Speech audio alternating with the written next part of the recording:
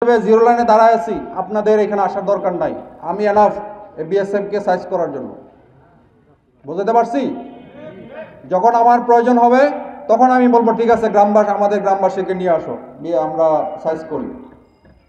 তা আমি না ডাকলে আপনারা ওখানে ভিড় করে আমাদের কাজকে ব্যাঘাত ঘটাবেন না।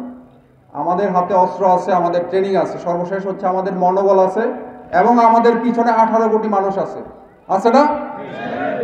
তো 18 কোটি মানুষ থাকতে আমার কি ভয় পাওয়ার কোনো কারণ আছে? তো ইনশাল্লাহ বিজিবি হচ্ছে, আপনি দেখেন আমি কি লেখাইছি আজকে, বিজিবি হবে সীমান্তের নিরাপত্তা এবং আস্থার প্রতীক। ফার্স্ট হচ্ছে আমি যখন বিজিবি আমার শূন্য লাইনে বিজিবি দাঁড়ায় থাকবে, আপনি নিশ্চিন্তে থাকেন যে বর্ডার সিকিউর, বর্ডারে নিরাপত্তা আছে।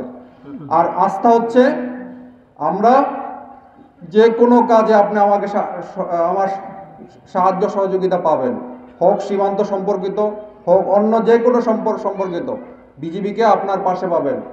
একজন বলেছিল চেয়ারম্যান সাহেব যে শিবগঞ্জ থানা অনেক দূরে, এত দূর যাওয়ার দরকার না, আপনার পাশেই আমাদের প্রতি 5 কিলোমিটার দূরে দূরে হচ্ছে আমাদের বিজিবি ক্যাম্প। আমাদের বোলাহাট সহ আমাদের প্রায় 19টা ক্যাম্প আছে বিভিন্ন জায়গায়। প্রতিটা জায়গায় এই সীমান্তবর্তী জেলায় আমাদের ক্যাম্প আছে। সুতরাং আপনাদের যে কোনো প্রয়োজনে বিজিবিকে আপনারা সাথে পাবেন, পাশে পাবেন, আমি সেই আশ্বাস দিচ্ছি। সর্বশেষ হচ্ছে আমার পক্ষ থেকে আমি আসলে সবাইকে ধন্যবাদ দিতে চাই। আমি কাউকে কখনোই গালিও দিব না, আমার কারোর প্রতি মন খারাপ নাই। আমি ধন্যবাদ দিতে চাই আমাদের এই পুলিশ প্রশাসনকে। যখন 5 তারিখ থেকে ঝামেলা শুরু হয়েছিল, এসপি মহোদয় বারবার জিজ্ঞাসা করছে যে কিবরিয়া ভাই কিছু লাগবে, কোনো সহায়তা লাগবে? আমি বললাম শুধু দোয়া করেন, ইনশাল্লাহ কোনো সমস্যা নাই। ডিসি মহোদয় ফোন দিয়েছিল কোনো সহায়তা লাগবে? আমি বললাম ঠিক আছে, আপনারা পাশে আছেন, যদি সহায়তা লাগে আমি জানাবো। আর সর্বশেষ আমি ধন্যবাদ দিতে চাই এই চৌকা এবং কিরণগঞ্জ গ্রামবাসীর প্রতি। আপনারা বিজিবির সাথে ছিলেন, পাশে ছিলেন, এই জন্য আমার অন্তঃস্থল থেকে আমি সবাইকে ধন্যবাদ দিতে চাই। এই শুধু শিবগঞ্জবাসী না, এই পুরো বাংলাদেশের 18 কোটি মানুষ আমাদের বিজিবির সাথে ছিল। তো ইনশাল্লাহ এই সাপোর্ট যেন আপনাদের সবার থাকে।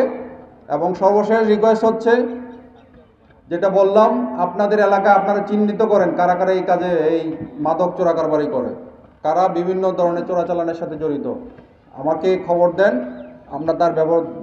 আমরা ধরে শিবগঞ্জ ওসি সাহেব আছেন, আমরা ওনাকে হ্যান্ড ওভার করবো, বাকি আইনানুগ ব্যবস্থা উনি নেবেন।